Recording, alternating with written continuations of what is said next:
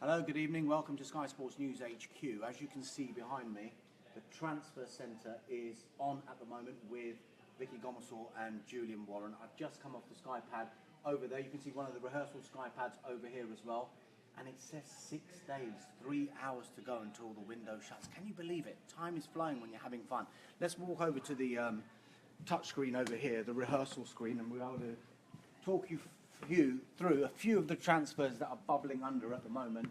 As you can see, the time is ticking.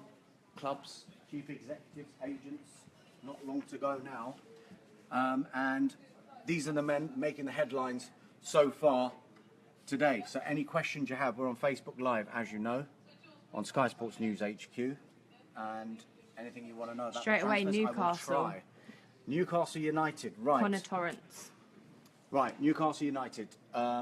Quite busy at the moment, but in the background a little bit. Their priority seems to be buying a winger.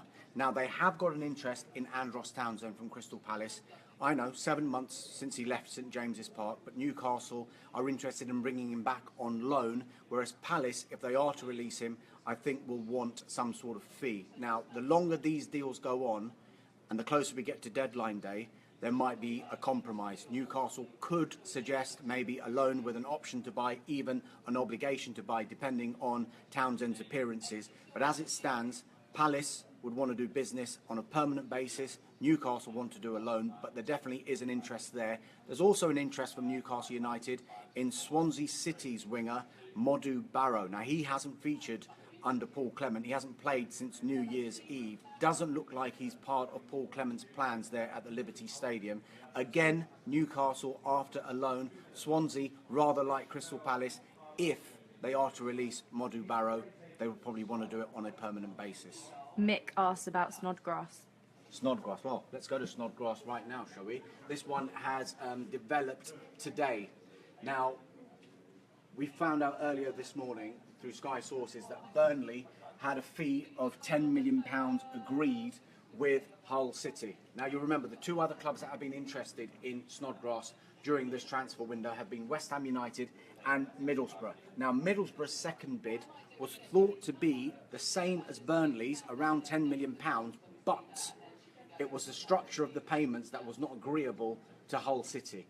Now, we've also been told, don't rule out West Ham going back in for Robert Snodgrass. Just because there's been a deal agreed with Burnley, it might be Hull City's way of saying, this is what we're after, not necessarily what Robert Snodgrass wants to do. But you get the impression that if a fee is agreed with 2 or 3 of these clubs, then it'll be big decision time for Robert Snodgrass. Now, Marco Silva, the Hull City manager, has been speaking today. He was speaking ahead of the League Cup semi-final against Manchester United tomorrow night, and he said, I don't want to lose him.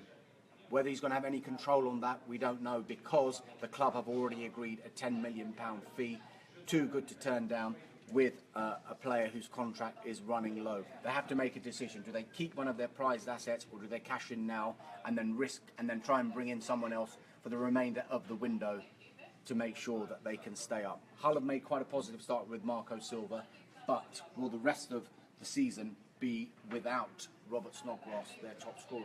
Let's You wait and see. asking about Arsenal? Arsenal. Well, Arsenal you can relate this to quite a lot of the other teams in the top 6. They've signed one player, and it was Cohen Bramall for part of their under-23 squad. Great signing for Cohen Bramall, the defender from Hensford Town. Hensford Town in total will get about £100,000. The noises that we're getting with 6 days to go in this window is that Arsenal won't be bringing anyone in. Arsene Wenger seems to be quite pleased with the squad that he's got. John Terrell has, of course, gone to Rangers on loan after having his loan spell in Spain cut short so that he could go to Rangers. This one is still in the pipeline. This one is not over yet, but the longer it goes on, Carl Jenkinson to Crystal Palace, the longer it goes on, the more unlikely that one is to happen. But as it stands, Arsenal and Crystal Palace have agreed a deal for Carl Jenkinson to go to Selhurst Park. It's boiling down to the personal terms, and Carl Jenkinson, as yet, hasn't been able to agree those personal terms. So You just get the impression the longer that one goes on, the more unlikely that is to happen. Jenkinson to Crystal Palace. But then, as usual with transfer windows, the later it goes on in the window, the more and more desperate perhaps clubs get, and then maybe a deal can be sorted before the end of the window. Latest on Watford. Watford, right, plenty happening at Watford. Let's go to the homepage. Number one, this happened in the last half an hour. We know that Mbai Niang is flying in for a medical tomorrow, according to Sky sources. That's after a deal was agreed with AC Milan. It's for a loan and an option to buy the player in the summer for between 13 million and 15 million pounds. I've been told also by sources close to the player that personal terms have already been agreed, so he'll be flying in tomorrow for that medical. It's got knock-on effects, the potential deal to bring Niang to Vicarage Road, and this deal as well, because Mara Zarate has joined today from Fiorentina. It was thought it was going to be a loan with an option, but that one actually is a permanent deal, and he's joined on a 2.5-year contract. Now, that could have knock-on effects to two players. One of them is Odion Igalo. Now, Watford, it seems, are listening to offers for Igalo. Hasn't really featured under Walter Massari this season so much. West Brom are monitoring the situation. They could be priced out of it because there's interest from China. And whenever there's interest from China, that means big money and big transfer fees and, of course, big wages. And something that we've just been hearing about in the past 20 minutes or so, Nottingham Forest have made an inquiry for Watford striker Jerome Sinclair. You remember he joined from Liverpool in the summer. Hasn't really broken into the first team under Massari. May be able to get more first team football in the Championship with Nottingham Forest. Jake asks any late deals for Manchester United. United, again, like I mentioned with Arsenal, sorry Jake, but the top six, the noises we're getting about the top six is that they're not going to do too much business. We've got on the ins here Antoine Griezmann. That one is a non-starter in this window. It's just someone who would fit Manchester United's profile. Potential out is what we're looking at with regard to Manchester United.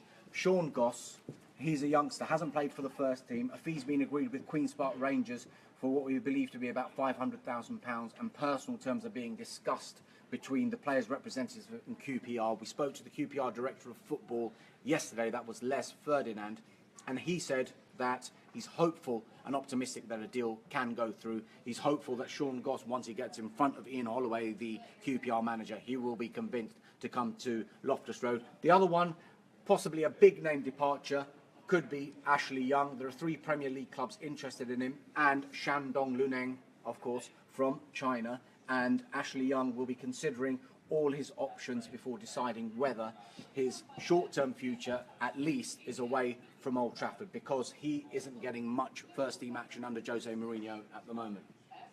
Aston Villa. Aston Villa, good question. Right, there is quite a bit going on at Aston Villa. This is the Premier League. Let's just go to the Championship. Who knows, Aston Villa might be on the other page next season. Villa fans, I'm sure you'll be hoping that's the case. So Aston Villa made a signing today. Sorry, this is not Aston Villa, this is Barnsley. Apologies. But Aston Villa did make a signing today from Barnsley. His name is James Bree. They're also in talks with Barnsley over their defender Conor Hourihane. Still maintaining interest in Jordan Rhodes, but plenty needs to happen at Middlesbrough for that one to happen. Various ins and outs.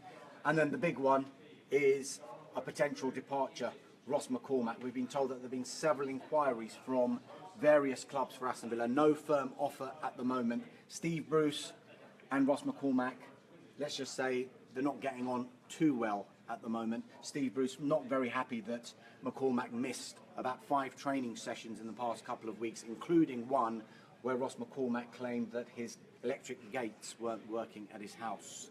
Steve Bruce actually went round and found a 4'6" wall that he potentially could have climbed over. So, not great. Let's see if there still is a way back for Ross McCormack at Aston Villa.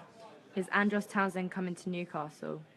Right, I think we touched on that. This will be the final one because we are running out of time. But Newcastle United have said that they do maintain an interest in Andros Townsend. The winger position seems to be the priority at St James's Park and Rafa Benitez. Andros Townsend, of course, left Newcastle United in the summer, having only joined them the previous window. They do want him back, but they only want to do a loan at the moment. Crystal Palace, if they are to release Andros Townsend, want to do a permanent deal. Now, if Andros Townsend, the later it goes on, rather, in this window, there could be the possibility where Newcastle United could convince Crystal Palace, look, he's not playing, let's have him on loan. We'll give you an option or an obligation to buy come the end of the season. Townsend seems to be their first choice. It's not that far down the road at the moment, and neither is the idea that they want to bring in Modu Barrow from Swansea City. But look, it's a transfer window, anything can happen, and look, time is running out. All these clubs, managers, chief executive agents, they'll be looking at this clock. 6 hours, 6 days, 3 hours, 27 minutes, 8, 7, 6 seconds to go until that window shuts.